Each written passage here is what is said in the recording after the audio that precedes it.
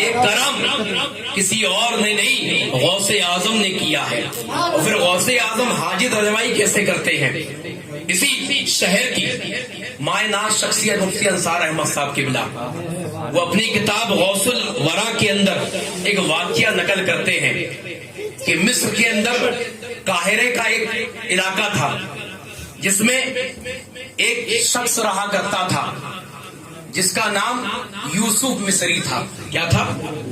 یوسف مصری، بڑا غریب، تنزستی حال، کھانے کو صبح ہوتا تو شام کو نہیں ہوتا، شام کو ہوتا تو صبح کو نہیں ہوتا، مگر غوث اعظم کا بڑا ماننے والا تھا۔ غوث اعظم رضی اللہ تعالی عنہ کی 11ویں کرتا تھا اپنی حیثیت کے مطابق۔ غریب تھا، کھانے کو سامان اور کھانے کو کھانا نہیں ہوتا تھا، مگر غوث اعظم سے اتنی محبت تھی کہ ہر سال اگر چنے میسر آتے تو غوث اعظم کی نیاز دلاتا، اگر وہ بھی نہ ہوتے تو پانی سامنے رکھتا اور غوث اعظم کی نیاز دلاتا۔ یہ اس کا معمول تھا۔ میں توجہ چاہوں گا ان سے جو غوث اعظم کی نیاز کرتے ہیں، اس طرف بھی جا رہا ہوں میں اور بتا رہا ہوں کہ مرید پر غوث اعظم کا کیا کرم ہوتا ہے، کیسے وہ نوازتے ہیں، کیسے اپنا فیضان جاری کرتے ہیں۔ دن گزرتے گئے، رب کائنات نے اسے کچھ مال و دولت عطا فرمائی کہ اس کے پاس 2 وقت کے کھانے کے لیے معاملہ ہو گیا، اتنا انتظام ہو گیا کہ وہ 2 وقت کا کھانا کھانے لگا۔ اور پھر جب 2 وقت کا کھانا کھانے لگا تو اس کا معمول کیا ہو گیا؟ 1 وقت کا کھانا کھاتا اور 1 وقت کے کھانے کی رقم غوث اعظم کے نام سے جمع کرتا۔ 1 وقت کے کھانے کی رقم غوث اعظم کے نام سے جمع کرتا، اور جب جیسے ہی 11ویں آتی تو جتنے رقم جڑتی اور اس میں جتنا کھانا پکا سکتا اور جتنے لوگ کھا سکتے تو اپنے محلے کے پڑوسیوں کو بلاتا، اپنے احبابوں کو بلاتا، اپنے رشتہ داروں کو بلاتا اور ان کی دعوت کرتا اور سرکار غوث اعظم کا لنگر پکا کر کھلاتا۔ پھر رب کائنات کا کرم ہوا کہ اس کے پاس زیادہ مال آ گیا۔ اب 2 وقت کھانے کے ساتھ ساتھ رقم جمع کرنے کے لیے بھی پیسے ہونے لگے، تو 2 وقت کھانا بھی کھاتا اور غوث اعظم کے نام سے رقم بھی جمع کرتا۔ اب جب پورا سال گزر جاتا اور رقم جمع ہو جاتی تو پھر اب جتنے لوگ میسر آتے، اب جتنا کھانا پکتا تو اس نے کچھ لوگوں کو بلایا، رقم زیادہ آئی تو زیادہ کھانا پکایا اور زیادہ لوگوں کو بلایا اور غوث اعظم کا لنگر ہوا۔ اس طریقے سے زمانہ گزرتا گیا۔ ایک وقت وہ آیا کہ اس کا شہرہ اس قاہرہ کے اندر ہونے لگا، اس مصر کے علاقے میں ہونے لگا کہ فلاں جگہ میں ایک یوسف مصری رہتا ہے، کسی زمانے میں بڑا غریب ہوا کرتا تھا، مگر غوث اعظم کا لنگر کرتے کرتے کرتے رب کائنات نے ایسا نوازا کہ آج بڑے بڑے امیروں کے ٹاپ لسٹ میں اس کا نام آنے لگا۔ اتنی مال و دولت آ گئی، کاروبار کرنے لگا، رب کائنات نے بڑا مال و دولت اسے عطا فرمائی۔ تو اس نے پھر کیا کیا؟ جب وہ 11ویں کا مہینہ آتا تو پھر وہ پورے قاہرہ کو دعوت دیتا، پورے مصر کو دعوت دیتا، اور دعوت کا معاملہ کیا ہوتا؟ وہ اپنے بیٹے کو مردوں کی طرف بھیجتا، اپنی بیوی کو عورتوں کی طرف بھیجتا کہ جاؤ اور کہو کہ آج یوسف مصری کے ہاں غوث اعظم کی 11ویں کی فاتحہ ہے۔ اس اہتمام کے ساتھ وہ پورے مصر کی دعوت کرتا اور دعوت کرنے کے ساتھ ساتھ سرکار غوث اعظم کے روزے کی طرف اپنی عقیدت اور اظہار کرتا اور دعا کرتا کہ سرکار آپ کے صدقے میں نے تمام غربت سے چھٹکارا حاصل کر کے ایک مال و دولت اور امیر بن گیا ہوں، مگر یا سرکار غوث اعظم آپ کی دعا سے ہر کوئی میرے گھر آتا ہے، کبھی آپ بھی تشریف لے کر آئے، کبھی آپ بھی تشریف لے کر آئے۔ یہ اس کی دعا رہتی۔ غربت میں تھا، چنے پہ فاتحہ دلایا تب بھی کہا سرکار تشریف لے کر آ جائے، پانی پہ فاتحہ دلایا تب بھی کہا سرکار تشریف لے کر آ جائے، جب اور مال و دولت رب کائنات نے دی تب بھی کھلایا، دعا کیا سرکار تشریف لے کر آ جائے۔ صدیہ گزر گئی، زمانہ گزر گیا، وہ غوث اعظم کی 11ویں کرتا کرتا بوڑھا ہو گیا، اور اس انتظار میں کہ کبھی نہ کبھی سرکار غوث اعظم میری چوکھٹ پر آئیں گے، میری چوکھٹ پر آئیں گے۔ اسی 1 سال 11ویں کا موسم آیا، تمام شہر میں اعلان کر دیا گیا کہ یوسف مصری کے یہاں آج دعوت ہے، سرکار غوث اعظم کا لنگر پکایا جا رہا ہے۔ تمام مصر جمع ہو گئے، تمام اہل قاہرہ جمع ہو گئے، تمام لوگ جمع ہو گئے۔ اب جب جمع ہو گئے تو دعوت کرنے کا معاملہ کیا تھا؟ وہ 11ویں تو کرتا تھا، سرکار غوث اعظم کا مرید تو تھا، مگر کبھی شریعت مصطفیٰ کو پامال نہیں کرتا تھا، کبھی احکام خدا بندی کو پامال نہیں کرتا تھا۔ وہ اپنے وقت پہ فرائض بھی ادا کرتا، وہ اپنے وقت پہ سنت مصطفیٰ کو بھی لے کے آتا، اور جب محبت کی بات آتی تو لنگر پکا کر تمام اہل مصر کو کھلایا بھی کرتا تھا۔ تو وہاں سے ہمیں طریقہ ملا کہ صرف لنگر پکانے سے محبت ثابت نہیں ہوگی، صرف لنگر پکانے سے غوث اعظم خوش نہیں ہوں گے۔ کون غوث اعظم؟ اگر ہم ان کی تاریخ پڑھیں تو وہ غوث اعظم جو جیلان کی سرزمین پر پیدا ہوئے تو مادر زاد ولی بن کر پیدا ہوئے۔ کون غوث اعظم کہ جس وقت میں پیدا ہوئے روزہ رکھا؟ کون غوث اعظم کہ جس وقت میں وہ جیلان کی سرزمین پر پیدا ہوئے رب کائنات نے تمام اہل جیلان کے اندر جس گھر میں بھی بچے دیے، جس گھر میں بھی بچے پیدا ہوئے، تمام کے ہاں لڑکے پیدا ہوئے۔ اور تاریخوں میں آیا ہے کہ غوث اعظم جس صبح کو پیدا ہوئے جیلان کی سرزمین پہ رب کائنات نے 11,000 لڑکوں کو پیدا فرمایا، ہر گھر میں لڑکے پیدا ہوئے تھے۔ کون غوث اعظم جنہوں نے عشاء کے وضو سے 40 سال تک فجر کی نماز پڑھی؟ کون غوث اعظم جنہوں نے 12 سال تک عشاء کی نماز کے بعد صبح فجر تک ایک ختم قرآن کیا؟ کون غوث اعظم رضی اللہ تعالی عنہ کہ جب آپ فجر کی نماز پڑھا لیتے تو اس کے بعد علم فقہ کا درس دیا کرتے تھے؟ کون غوث اعظم جب نماز ظہر پڑھا لیتے تو علم حدیث کا درس دیا کرتے تھے؟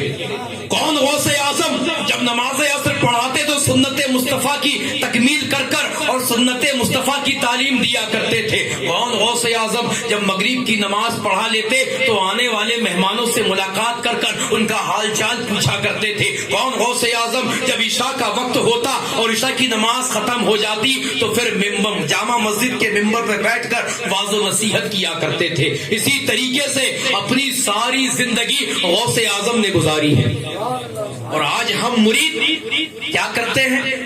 صرف اور صرف لنگر پکا لو، غوث اعظم کے نام پر ہمارا حق ادا ہو گیا، ہماری محبت پوری ہو گئی۔ اسی بنا پر سرکار غوث اعظم کل بروز قیامت ہمیں رب کائنات کی بارگاہ میں بخشوا لیں گے۔ یہی طریقہ ہے، یہی سوچ ہے، یہ ہماری خوش فہمی ہے۔ کیا ہے؟ ہم خوش فہمی میں جی رہے ہیں، کھانا کھلانا افضل ایمان ہے، قرآن بھی کہتا ہے، حدیث بھی کہتی ہے، مگر کھانا اس وقت میں کھلایا جائے جب شریعت مصطفیٰ کی تکمیل ہوتی رہے، شریعت مصطفیٰ کی تکمیل ہوتی رہے، احکام خدا بندی کی تکمیل ہوتی رہے، سنت مصطفیٰ کی تکمیل ہوتی رہے۔ جب اس طریقے سے ہم غوث اعظم کے لنگر کو پکائیں گے کہ احکام خدا بندی بھی پامال نہ ہو، شریعت مصطفیٰ بھی پامال نہ ہو اور سنت مصطفیٰ بھی پامال نہ ہو، تو پھر وہ لنگر پکانا اور کھلانا اس میں مزہ ہی کچھ اور ہوگا، اس میں لذت ہی کچھ اور ہوگی، وہ بابرکت ہی کچھ ایسا ہوگا، اور پھر اس میں رب کائنات کی عنایت بھی نازل ہوگی۔ جب اس طریقے سے کریں گے تو وہ یوسف مصری وہ احکام خدا بندی کو بھی بجا لاتا تھا، وہ سنت مصطفیٰ کو بھی کبھی نہیں چھوڑتا تھا، اور اس کی آرزو تھی کہ میں نے اپنے غربت سے لے کر مالدار ہونے تک یا غوث اعظم آپ کی نیاز کی ہے، آپ سے محبت کی ہے، آپ سے عقیدت کی ہے، کبھی تو میرے گھر میں تشریف لے کر آ جائیں، کبھی تو اپنا دیدار کرا دے۔ تو صدیہ گزر گئی، زمانہ گزر گیا، وہ کرتا رہا، ایک وقت آیا بوڑھا ہو گیا، اور وہ بوڑھا ہوا، اور اس بوڑھے کے عالم میں پھر 11ویں کا زمانہ آیا، تو اپنے معمول کے مطابق اس نے اہل مصر میں دعوت بٹوا دی اور تمام اہل مصر کو اپنے گھر میں بلایا، اور جب بلایا نا تو کھلانے کا طریقہ بھی سنت مصطفیٰ کے مطابق طریقہ بھی لیتے چلے کہ جب لنگر پکائیں تو کس طریقے سے پکائیں اور کھلائیں تو کس طریقے طریقے سے کھلائے. اب دیکھو اس کا طریقہ کہ کیسے سنت سرکار دو عالم صلی اللہ علیہ وسلم کو بجا لا رہا ہے. جس طرف عورتیں بیٹھی ہیں, نوکر چاکر گھر پہ ہیں, مگر سنت مصطفیٰ کہتی ہے کہ جب تم اپنے گھر میں مہمان کو بلاؤ تو خود اہل خانہ ہاتھ دھلائے. تو اہل مصر آ رہا ہے, چاہے تو نوکر چاکر تھے وہ ہاتھ دھلا سکتے تھے, اور لوگوں کو ہاتھ دھلانے میں بڑی شرمندگی محسوس ہوتی ہے. یار میں اتنا بڑا آدمی ہوں, رئیس زیادہ ہوں مصر کا, میں کیوں ہاتھ دھلاؤں. اس کے اندر سنت مصطفیٰ تھی. اتنا رئیس زیادہ ہونے کے بعد کہ جس کا نام مصر میں چلتا ہو, اس نے مردوں کو بٹھایا. ایک طرف اس کا بیٹا ہاتھ دھلا رہا ہے, ایک طرف وہ ہاتھ دھلا رہا ہے, اور عورتوں کی طرف اس کی بیوی ہاتھ دھلا رہی ہے. اسی عالم میں ہاتھ دھلاتے دھلاتے یوسف مصری کے سینے میں درد ہوا, اس کی طبیعت بگڑ گئی. اس نے کہا, اپنے بیٹے کو بلایا, اپنی بیوی کو بلایا اور کہا کہ میری طبیعت کچھ اچھی نہیں لگ رہی ہے, ایسا لگتا ہے کہ میرا وقت قریب آ گیا, ایسا لگتا ہے کہ میرا وقت قریب آ گیا, مجھے روم میں لے کر چلو. اور جب روم میں لے کر چلے گئے, اسے بستر میں لٹا دیا گیا. تو اس کی محبت دیکھو, نزا کے عالم میں آ گیا.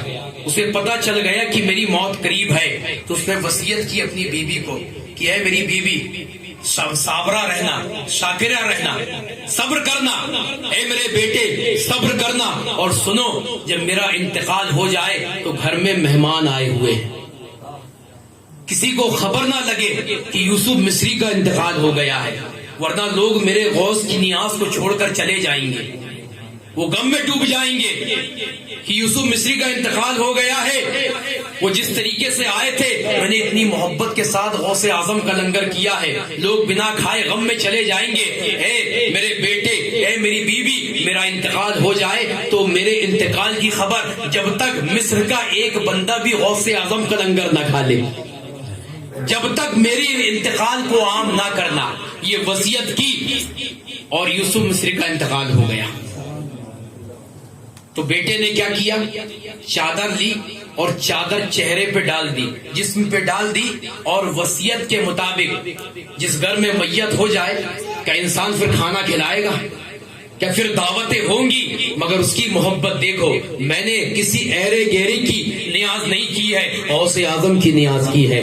اگر لوگ غوث اعظم کی نیاز چھوڑ کر چلے گئے تو یہ غوث اعظم کی نیاز کی بے ادبی ہوگی. میں اپنا مرنا گوارا کر سکتا ہوں, مگر غوث اعظم کی نیاز کی توہین ہو یہ گوارا نہیں کر سکتا. تو جب تک ایک انسان مصر کا لنگر نہ کھا لے, میرے انتقال کی خبر کو عام نہ کرنا.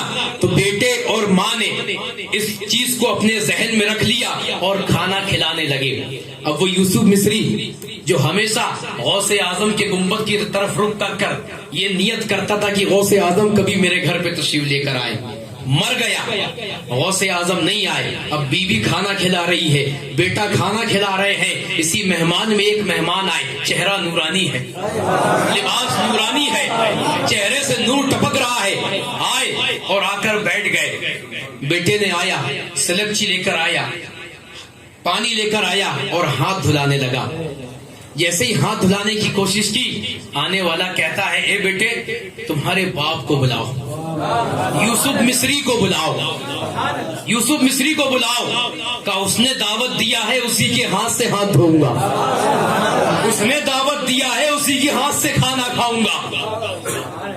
تو بیٹے نے کہا کہ حضور معذرت, والد کہیں مصروف ہے, والد کہیں گئے ہوئے ہیں, آپ بیٹھیے, میں ان کا بیٹا ہوں, میں کھانا کھلا دیتا ہوں, میں ہاتھ دھلا دیتا ہوں. کہا نہیں, جس نے بلایا ہے وہی ہاتھ دھلائے گا, جس نے دعوت دی ہے وہی کھانا کھلائے گا. آپ جلال میں آ گئے. کہا نہیں, میں اسی کے ہاتھ سے ہاتھ دھوؤں گا ورنہ بھوکا چلا جاؤں گا. اب وصیت تھی کہ ایک انسان بھی بھوکا نہیں جانا چاہیے. بیٹا مجبور ہو گیا. کہا حضور جس کے ہاتھ سے آپ ہاتھ دھلانے کا انتظار کر رہے ہیں, جس کے ہاتھ سے آپ کھانے کا انتظار کر رہے ہیں, وہ میرا باپ اس دنیا سے رخصت ہو گیا ہے. تو غوث اعظم مسکراتے کا بلاتا بھی ہے اور بلانے کے بعد چلا بھی جاتا ہے. اب کہاں ہے, لے کے چلو. اب وہ بزرگ اٹھے, اور بیٹے کے ساتھ اس روم پہ گئے جس روم پہ یوسف مصری کی لاش پڑی ہوئی تھی. کہا یہ یوسف مصری ہے. آپ نے کہا کہ ایک طرف دعوت دیتا ہے, لوگوں کو میرا لنگر پکاتا ہے, اور ایک طرف مجھ سے نسبت رکھ کر میری طرف اپنی توجہ کر اور مجھے خود پرسنلی دعوت دیتا ہے بلانے کی, اور جب میں آ جاؤں تو کھلاتا بھی نہیں ہے, پلاتا بھی نہیں ہے. کہا اٹھ, ایک ٹھوکر ماری. کہا اٹھ, میں تیرے گھر پہ آیا ہوں, مجھے کھانا بھی کھلا, مجھے پانی بھی پلا. جیسے ہی ٹھوکر لگائی ہے وہ مردہ جسم میں حرکت آ گئی اور وہ یوسف مصری اٹھ کر بیٹھ گیا.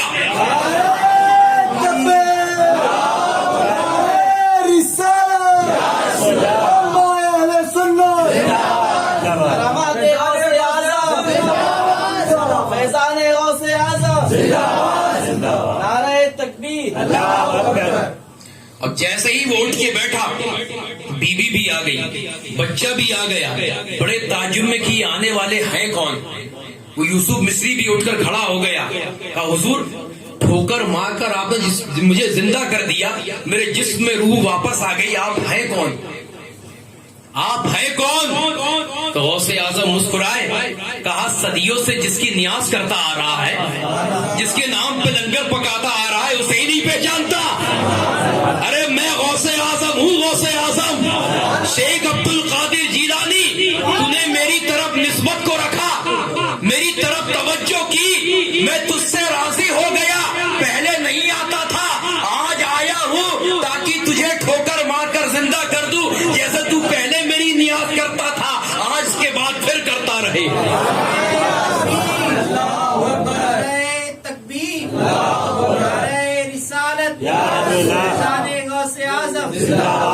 پورے عنوان کا نچوڑ یہ ہے کہ جو غوث اعظم سے سچی محبت کر لے تو غوث اعظم اسے اپنا سچا مرید بنا لیتے ہیں, اور پھر غوث اعظم کا فیضان ان پر جاری اور ساری ہو جاتا ہے. تو پھر ان کا مرید ہند میں رہے, ان کا مرید عرب میں رہے, ان کا مرید عراق میں رہے, دنیا کے کسی خطے میں رہے, جب وہ یاد کرے گا تو غوث اعظم کہتے ہیں جو میرا مرید مجھے جہاں سے یاد کرتا ہے میں اس کی فریاد کو پہنچتا بھی ہوں اور اس کی فریاد کو سنتا بھی ہوں, اس کی فریاد کو سنتا بھی ہوں. تو اب جو غوث اعظم کا سچا مرید ہوگا جیسے یوسف مصری, بتانے کا مقصد صرف مرید نہیں, سچا مرید ہم